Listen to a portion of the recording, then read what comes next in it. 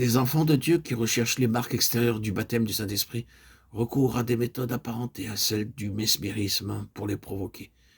Et ceci a ouvert la porte de l'Église à toutes les contrefaçons. Ou encore réellement baptisés du Saint-Esprit, des chrétiens développeront à leur insu la puissance psychique latente, ce qui produira dans leur service pour Dieu et dans leur vie un mélange manifestant les deux sources. Ainsi, il leur arrivera de faire répéter à satiété un cantique jusqu'à ce que leur auditoire soit plongé dans un état d'engourdissement psychique, où l'individualité sera noyée, paralysée, incapable de réagir et d'agir, incapable de raisonner intelligemment et de vouloir. De sorte qu'aujourd'hui, et par de multiples agents conscients ou inconscients, un fleuve de psychisme se déverse sur le monde. C'est l'esprit qui vivifie, la chair ne sert de rien.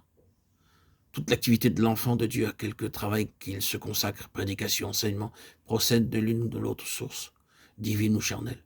Elle est animée par le Saint-Esprit ou par ses forces psychiques qui sont terrestres, charnelles. La régénération commence par l'esprit. Je vous donnerai un esprit nouveau. Le Saint-Esprit qui demeure alors dans l'esprit agit sur celui-ci et par lui. Régénérer, l'esprit peut atteindre l'âme et la vivifier à son tour. Il renouvelle la pensée et pénètre toutes les facultés.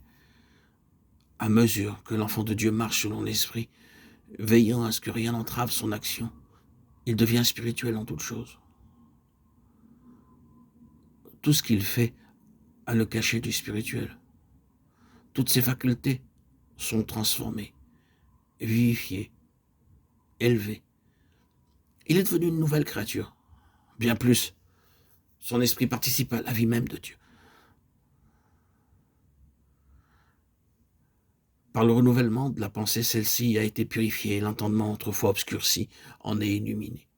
La chair ne sert de rien. Combien est vraie cette déclaration du Seigneur. Et elle se vérifie chaque jour dans les œuvres chrétiennes.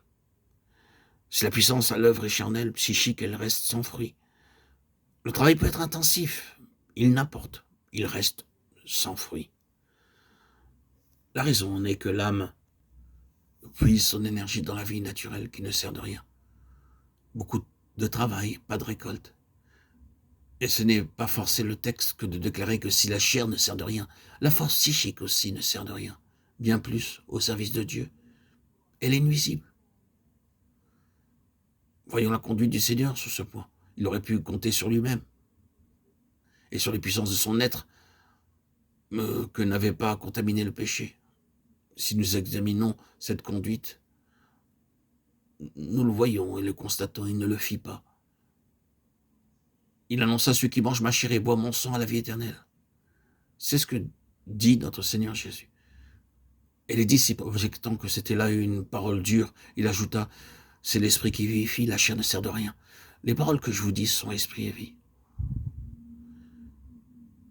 Paroles très dures effectivement pour la chair. Pour l'homme naturel qui est incapable de recevoir les choses de l'esprit. Jean 6, 53, 63.